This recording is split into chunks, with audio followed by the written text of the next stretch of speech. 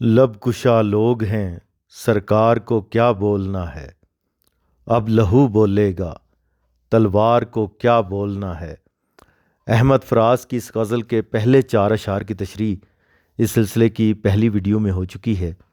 اب ہم 5ویں شعر سے تشریح کا آغاز کریں گے۔ مجھ سے کیا پوچھتے ہو آخری خواہش میری، ایک گنہگار سرے دار کو کیا بولنا ہے۔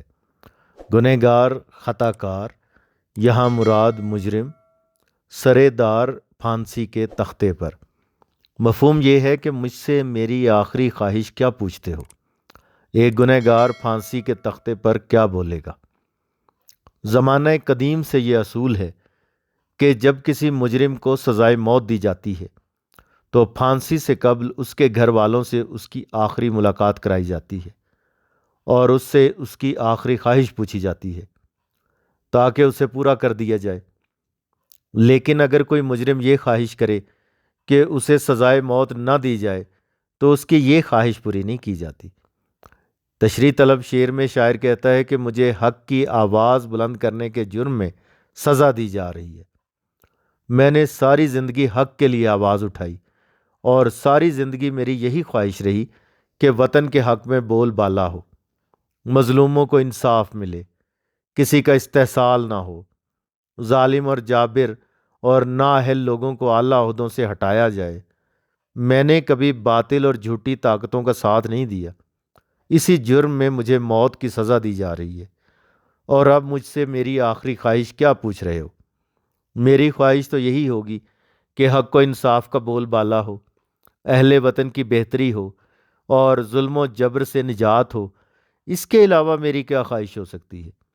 میں تو اب بھی وہی چاہتا ہوں جو پہلے چاہتا تھا، لیکن مجھے یقین ہے کہ تم میری خواہش پوری نہیں کرو گے۔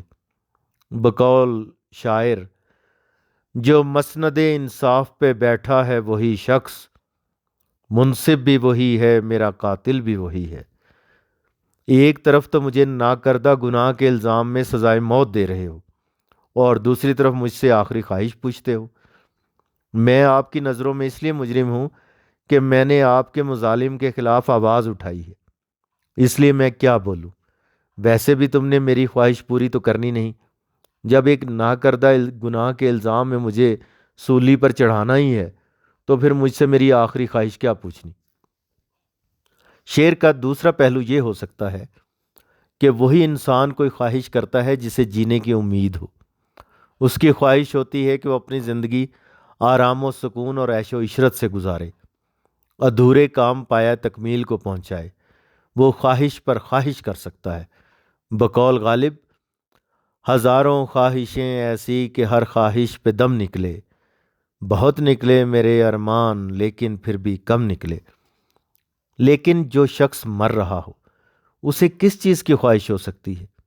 جب میری زندگی ہی ختم ہونے جا رہی ہے تو میں کیا خواہش کروں؟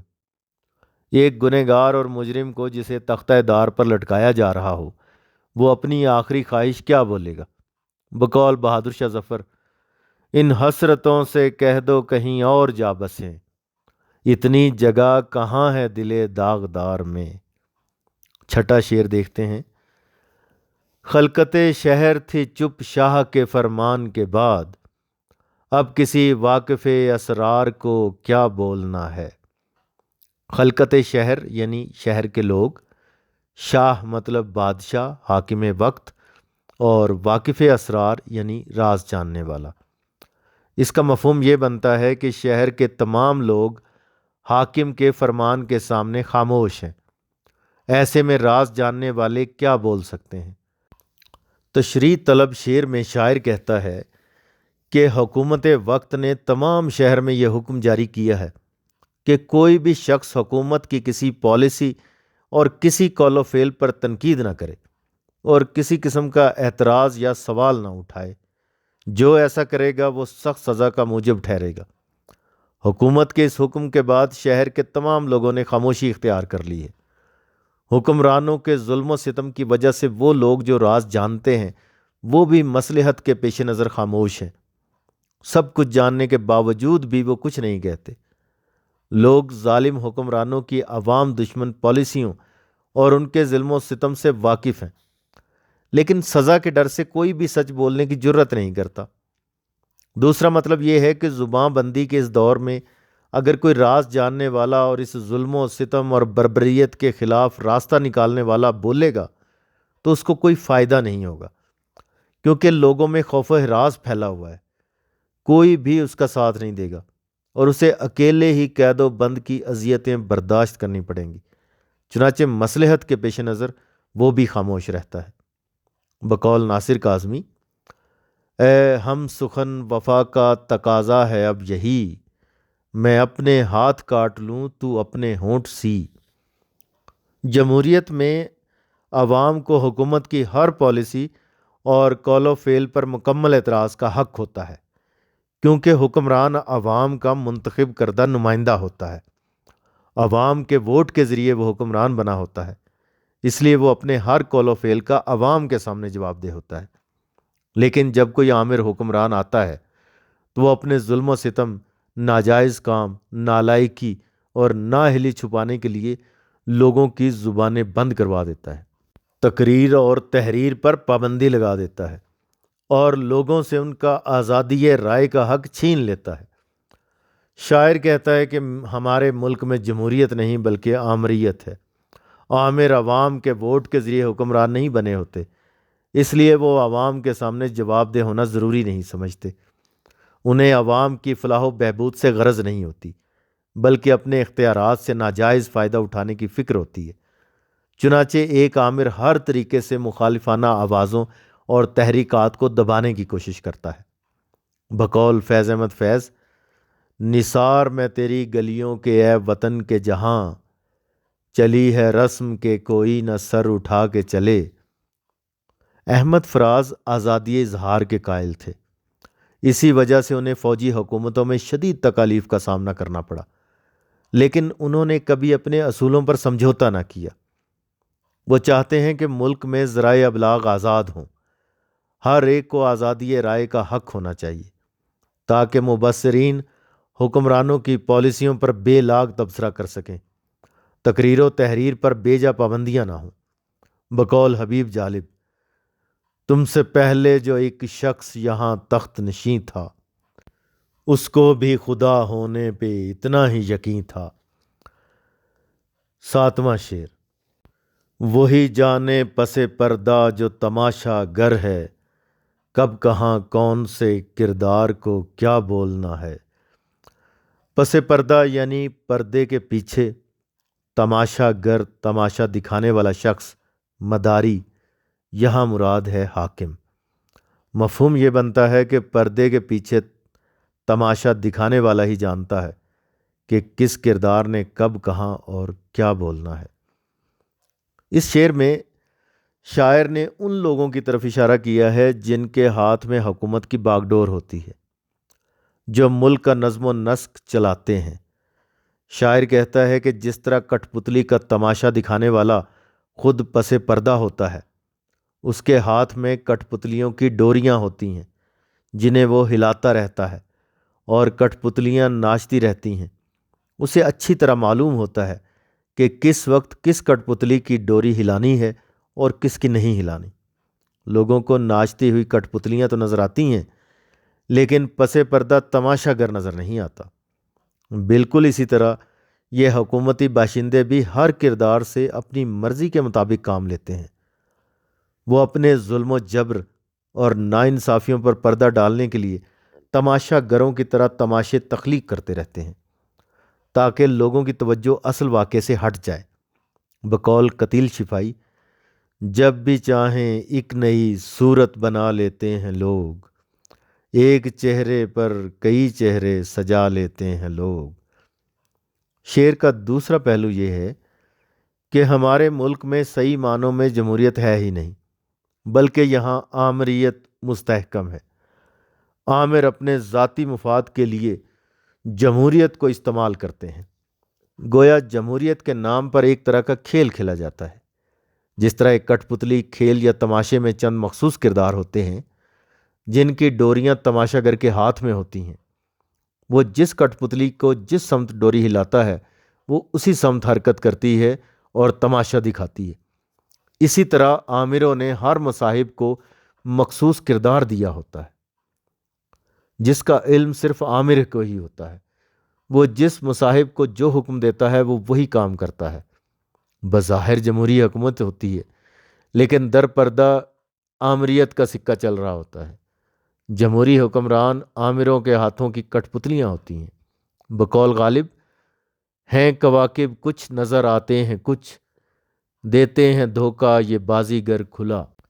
شعر کا ایک پہلو یہ بھی ہے کہ عالمی طاقتیں امریکہ اور مغربی ممالک ترقی پذیر ممالک کے نظم و نسق میں مداخلت کرتے ہیں۔ حکومتوں کی تبدیلی، وزراء کا انتخاب، سب کچھ ڈراموں کے اسکرپٹ کی طرح پہلے سے طے شدہ ہوتا ہے۔ تماشا گر کو معلوم ہوتا ہے کہ وزیر اعظم نے کون سی تقریر کرنی ہے اور صدر نے خطاب میں کیا کہنا ہے۔ حکمران عالمی طاقتوں کے اشاروں پر کٹ پتلیوں کی طرح حرکتیں کرتے ہیں۔ وہ اپنی کرسی بچانے کے لیے ان کا ہر جائز و ناجائز حکم مانتے ہیں۔ حکمرانوں کے قول و فعل کی ڈوریاں عالمی طاقتوں کے ہاتھوں میں ہوتی ہیں۔ وہ عوام کے سامنے وہی کہتے اور کرتے ہیں جس کا انہیں حکم ملا ہوتا ہے۔ تماشا گر یعنی عالمی طاقتیں جن کے ہاتھوں میں حکمرانوں کی ڈوریاں ہیں، انہیں معلوم ہوتا ہے کہ کس حکمران سے کس موقع پر کون سی بات کہلوانی ہے، کسے منظر عام پر لانا ہے اور کسے منظر سے ہٹانا ہے، کسے حکمران بننا ہے اور کس کا تختہ الٹنا ہے۔ سب کچھ پہلے سے طے ہوتا ہے۔ ہر کردار طے شدہ وقت اور موقع محل کے مطابق اپنا کردار نبھاتا ہے۔ اس شعر کے ذریعے شاعر نے حکمرانوں کی نااہلیوں اور سیاسی کمزوریوں کی تصویر کشی کی ہے اور بتایا ہے کہ ہم آزاد ملک میں رہنے کے باوجود بھی آزاد نہیں ہیں۔ بقول راہ تندوری، جو آج صاحب مسند ہیں کل نہیں ہوں گے، کرائے دار ہیں ذاتی مکان تھوڑی ہے۔ 8واں شعر، جہاں دربار ہوں شاہوں کے مصاحب ہوں فراز، وہاں غالب کے طرفدار کو کیا بولنا ہے۔ شاہوں یعنی شاہ کی جمع بادشاہ، مصاحب خاص دوست ہم نشیں، طرفدار ساتھ دینے والے حمایتی۔ مفہوم یہ ہے کہ جن درباروں میں بادشاہوں کے خاص شاعروں کو ہی عزت ملتی ہو، وہاں غالب جیسے شاعر کے طرفدار کی کوئی اہمیت نہیں۔ اس شعر میں شاعر کہتا ہے کہ عزت کا معیار قابلیت اور ہنر مندی نہیں ہے، بلکہ قرابت داری اور چاپلوسی ہے۔ یہاں عزت دار وہ ہے جو بادشاہ وقت کا خاص قرابت دار ہے یا خوش آمدی ہے۔ انہی کی بادشاہ کے دربار تک رسائی ہوتی ہے اور انہی کو عہدوں مرتبوں سے نوازا جاتا ہے، جبکہ قابل اور اہل لوگوں کی کوئی اہمیت نہیں ہے۔ شعر میں غالب سے مراد قابل اور ہنرمند لوگ ہیں، اور شاہوں کے مصاحب سے مراد موقع پرست اور خوش آمدی لوگ ہیں۔ شاعر کہتا ہے کہ نااہل لوگ عہدہ و مرتبہ حاصل کرنے کے لیے خوش آمد اور چاپلوسی کا سہارا لیتے ہیں، جبکہ ہنرمند اور قابل لوگ خوددار ہوتے ہیں۔ وہ کسی کے سامنے جھکنا پسند نہیں کرتے۔ خوش آمدی اور موقع پرستوں کی موجودگی میں اہل ہنر خاموش رہتے ہیں، انہیں اہمیت ہی نہیں دی جاتی۔ بقول مرزا محمود سرحدی، ہم نے کہا اقبال کا ماننا اور فاقوں کے ہاتھوں مرتے رہے، جھکنے والوں نے رفتیں پائیں، ہم خودی کو بلند کرتے رہے۔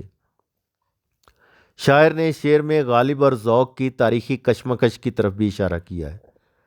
غالب ذوق سے اچھے شاعر تھے، زمانہ ان کی قابلیت کا اعتراف کرتا تھا، لیکن ذوق کو بہادر شاہ ظفر کا استاد ہونے کا شرف حاصل تھا۔ وہ بادشاہ کے زیادہ قریب تھے، اس لیے بادشاہ غالب کی کسی بات کو اہمیت نہیں دیتا تھا۔ غالب کی دیرینہ خواہش تھی کہ وہ بادشاہ کے دربار میں ایک خاص مقام حاصل کریں اور بادشاہ ان کے فن کی قدر کرتے ہوئے کسی طرح انہیں اپنے درباری شعراء میں شامل کر لیں۔ بادشاہ نے غالب کے بجائے ابراہیم ذوق کو دربار میں خاص مقام دیا ہوا تھا۔ ان کی موجودگی میں غالب کی یہ خواہش پوری نہ ہو سکی۔ اسی تناظر میں شاعر کہتا ہے کہ جہاں شاہ کے دربار میں شاہ کے خاص مصاحب، موقع پرست اور چاپلوس موجود ہوں، وہاں اہل ہنر اور قابل لوگوں کو اہمیت نہیں دی جاتی۔ بقول شاعر: برسوں سوارتے رہے کردار ہم، مگر کچھ لوگ بازی لے گئے صورت سنوار کر۔